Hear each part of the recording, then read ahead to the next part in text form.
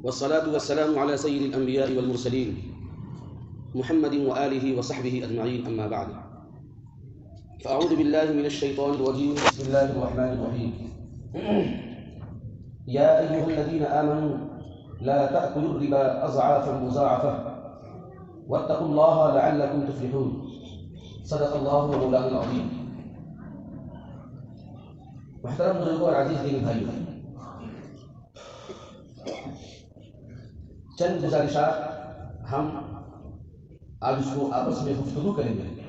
میں اس کو تقریر کا نام نہیں دے رہا ہوں اور خطابت کا نام نہیں دے رہا ہوں. یہ بہت اہم بات جو سب سے پہلے آج میں اپنے آپ سے بھی کہوں گا اور اللہ سے یہ دعا کروں گا کہ یا اللہ مجھے سب سے پہلے اس پر عمل کرنے کی توفیق نصیب فرما، اور میری اس عمل کی برکت سے اللہ اس کے اثرات میری آخری نسل تک فرما.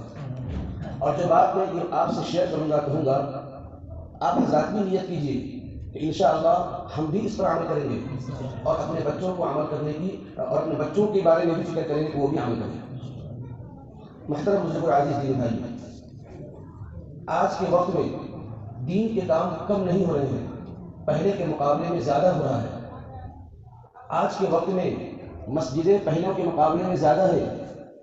آج کے وقت میں حافظ لوگ زیادہ ہو گئے ہیں، مسجد زیادہ ہوئی، حافظ بھی زیادہ ہو گئے ہیں. تراویح پڑھانے کے لیے بعض حافظ آج بھی جگہ کی تلاش میں ہیں. پتہ یہ چلا کہ دین کی پڑھائی میں بھی کمی نہیں ہے اور دین کے کام میں بھی کمی نہیں ہے، مسجد کے کام میں بھی کمی نہیں ہو رہی ہے، 5 وقت کی نماز بھی ہو رہی ہے. اور ایک اہم بات کہ تسبیح اور قرآن کی تلاوت یا دیگر دینی امور میں بھی لوگ حصہ لے رہے ہیں. لیکن ان تمام دینی کام کے باوجود جو آدمی دینی کام میں لگا ہوا ہے اس کو یہ شکایت ہے کہ ہمارا سماج نہیں سدھر رہا ہے. جو آدمی دینی کام میں مستقل مشغولیت کے ساتھ اس کی فکر میں ہے اس کو بھی یہ شکایت ہے کہ ہمارے خاندان میں بھی دین پر نہیں آ رہا ہے، ہمارا علاقہ دین پر نہیں آ رہا ہے. تہجد بھی پڑھی جا رہی ہے، راتوں میں اٹھ کر اللہ کے سامنے دعائیں بھی مانگی جا رہی ہے. حدیثوں میں آتا ہے کہ افطار سے پہلے دعا قبول ہوتی ہے. بہت سارے لوگ افطار کو رب کے سامنے اللہ کے سامنے رو رو کر دعا مانگتے ہیں کہ یا اللہ ہماری جو قوم ہے اس کی حفاظت فرما. لیکن کہیں پر سنوائی نہیں ہو رہی ہے. معاملہ بالکل برعکس ہے.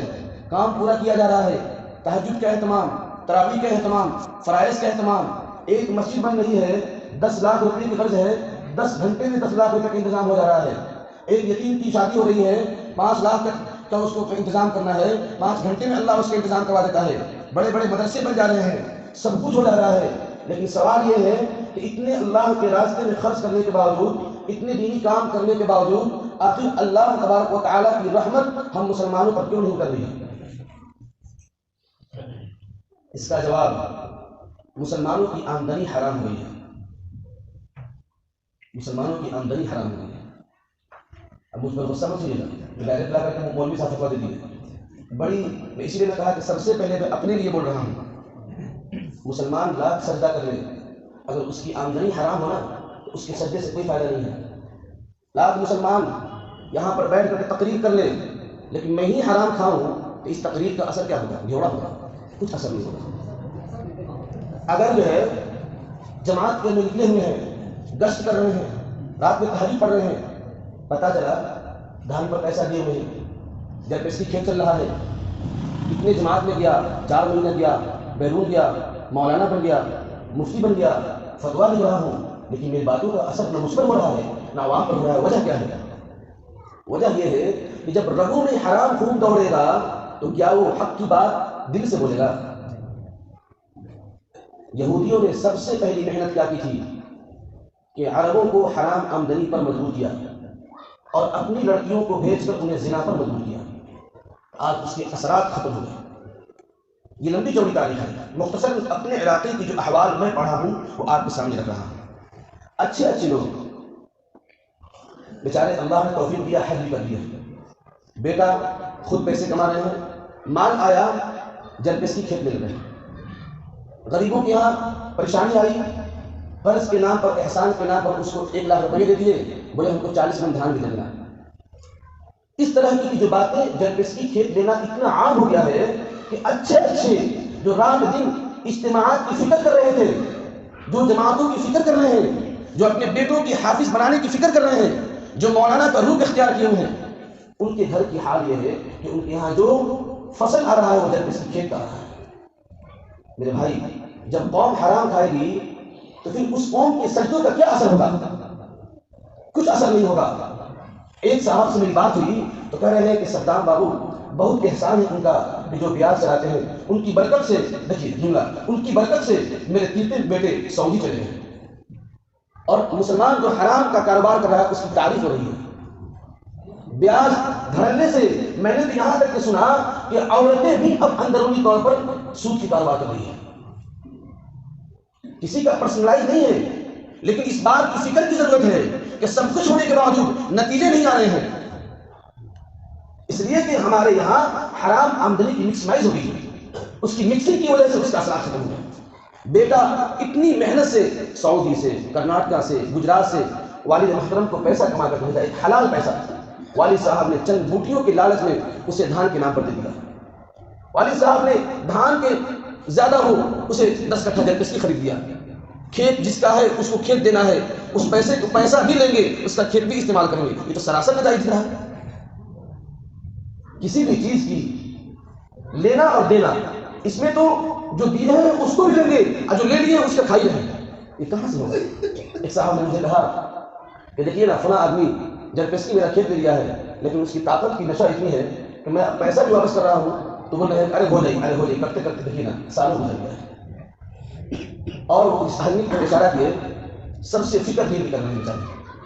اب بتائیے ہمارے نوجوان اور ہمارے یوتھ اور وہ لوگ جو چوراہوں پر بیٹھ رہے ہیں، جن کو ہم دین کی بات سکھا رہے ہیں، یہ ہماری عملی زندگی کو دیکھ کر کیسے ہم سے قریب ہوں گے؟ اگر میں ہی سود کا کاروبار چالو کر دوں گا، دیوبند میں صاحب پتہ چل جائے گا تو جمعہ کے دن یہاں پر بریک نہیں لگ جائے گا، تو مولوی صاحب ذرا اندر آنے کی کوشش مت کیجیے، جائیے آپ کی تقریر جو ہے مبارک ہو، آ کر کے سود پر تقریر کر رہے ہیں، سننا ہے بس میں سے زیادہ بیاض کا کاروبار نہیں چل رہا ہے، اور آپ ہی کے والد صاحب جو ہے ماں جلپسی کھیت لیے ہوئے ہیں اور آپ کو کھلا رہے ہیں اور آ کر کے ہم تقریر کر رہے ہیں۔ تو ہم کو یہ کہنا ہے کہ ہم اس بات کی فکر کریں، دین کی بات ہم کریں کہ بھائیو جھوٹ مت بولو، انشاءاللہ میں نہیں بولوں گا، اس لیے کہ میں نے دوسروں کو یہ کہا کہ مت بولو، تب جا کر کے خیر وجود میں آئے گا، تب جا کر کے حالات بدلیں گے، تب جا کر کے ہمارے معاشرے کے اندر جو دینی محنت ہو رہی ہے اس کے اثرات نظر آئے گا۔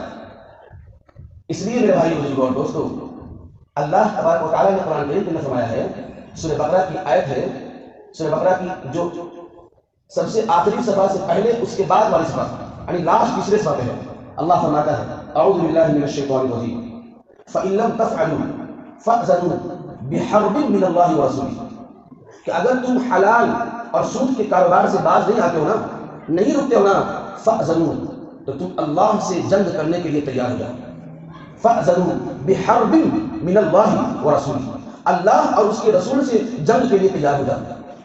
بتائیے کہ مسلمان رسول کا کاروبار کر رہا ہے تو وہ دعوت دے رہا ہے، اے اللہ آؤ میں تجھ سے جنگ کے لیے تیار ہوں۔ اگر مسلمان دھان پر سودا کر رہا ہے اپنے پیسہ دے کر کے، تو رسول صلی اللہ علیہ وسلم جس نے اس حلال کے لیے پیٹ پر پتھر باندھا اپنی قوم اپنی امت کے لیے، یہ آواز دے رہا ہے کہ اے روز اقدس میں شیر میرے مصطفیٰ میں آپ سے جنگ کے لیے تیار ہوں۔ کہ جب مسلمان اللہ سے اور اللہ کے رسول سے جنگ کے لیے تیار ہو جائے گا، پھر مسلمان دشمنوں سے کیا کرے گا؟ صاحب اللہ نے قرآن فرمایا یا ایھا الذین آمنوا، کہ اے مسلم ایمان لانے والے میرے بندو، لا تأکلوا الربا، سود کی چیز کو مت کھاؤ، اضعافا مضاعفۃ، دوگنا کر کے، 1 روپیہ دیا 10% دے رہے ہو، اور 1 روپیہ بھی دے رہے ہو، دوگنا کر کے کوئی چیز مت کھاؤ۔ یقین جانیے میں نے ایسے لوگوں کو بھی دیکھا ہے جو آج کے وقت میں زکوٰۃ کے علاوہ 10,000 روپیہ اور نکال دیتے ہیں کہ زکوٰۃ کا 1 روپیہ اس کو نہ ملے، اس کے علاوہ صدقۃ الفطر ہم لوگ بارہ پوچھتے ہیں کہ مولانا 30 روپیہ کا 32 روپیہ، میں نے ایسے آدمی کو دیکھا جو 3600 روپیہ صدقہ فطر نکالا۔ میں نے کہا یار 3600 روپیہ گھر میں پریوار میں صرف 5 آدمی، آپ ہمیشہ نکالتے 3600 روپیہ، بولتے ہیں کہ اللہ نے جب دیا ہے تو 50 روپیہ ہم گنیں گے، ہم کھجور جو سب سے بڑھیا ہو یا کشمش جو سب سے زیادہ قیمت کا ہو، غریبوں کے فائدے کے لیے صدقہ فطر نکالا گیا ہے، یا یہ کیسے بھی بس نکل جائے یہ نکالا گیا ہے۔ میں نے کہا یہ کیسے بات ہے بھائی؟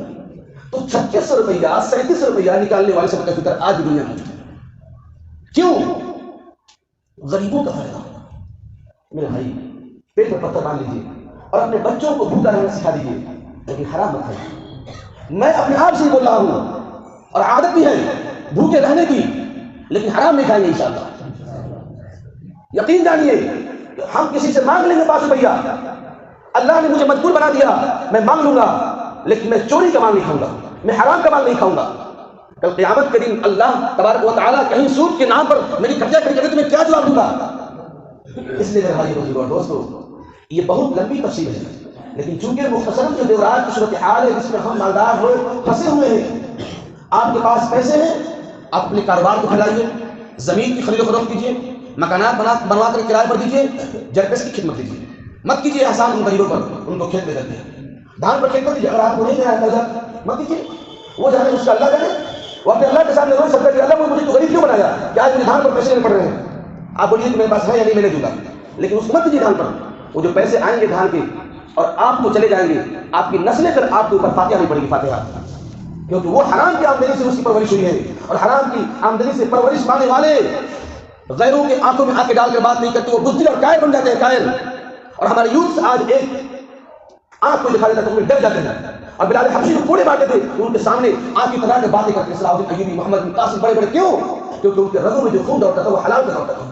ہماری مائیں کیوں ایسے بچہ پیدا نہیں کر رہی ہیں کہ جن کے رگوں میں حلال خون دوڑے، یہ حلال خون دوڑے، نعوذ باللہ، تاکہ وہ باطل کی آنکھوں میں آنکھ ڈال کے بات کر لے کہ میرے سینے پر گولی چلا دو، لیکن میں اللہ کے لیے سر نہیں چلا سکتا. لیکن آج ہمارے نوجوان اور ہمارے لوگ اپنی جان بچانے کے لیے اپنے ایمان سودا کر لیں گے، اپنے گھر بچانے کے لیے سائن کرنے پر مجبور ہو جائیں گے. کیوں؟ ان کی رگوں میں ایمانیات کے خون ہے ہی نہیں. اس لیے بھائی اور دوستوں، میں امید کروں گا اللہ تعالیٰ سے، آپ حضرات سے، اور اللہ سے دعا کرتا ہوں اللہ پاک حرام کے کاروبار سے ہم سب کی حفاظت فرمائے. بھائی بچیں گے انشاءاللہ، جو لوگ بھی لیے ہیں جب اس کی کھیت واپس کریں گے انشاءاللہ. اور اگر واپس نہیں کریں گے اس آدمی سے ملیے، امیر کو ان سے بات کی بھائی اپنا کھیت لو، میں اس پیسے کو قرضے کے طور پر دے رہا ہوں، آپ 5 مہینے 4 مہینے مجھے پیسے واپس کر دو، تو بس اللہ کے اللہ میں جو غلطی کی مجھے معاف فرما دے، میں اب نہیں کھاؤں گا. ایسے کریں گے انشاءاللہ بھائی. اللہ ہمیں عمل کی توفیق نصیب فرمائے. اور اے اللہ ہم تجھ سے یہ دعا گو ہیں کہ اللہ جتنے لوگ بھی یہاں کے ارادے ہیں ان کو عمل کی توفیق نصیب فرما، لیکن اللہ تو ہمیں غریبی کا سایہ مت دکھانا، ہمیں اتنا رزق حلال عطا فرما کہ ہم کسی کے سامنے ہاتھ نہ پھیلائیں. آمین. وآخر دعوانا الحمدللہ.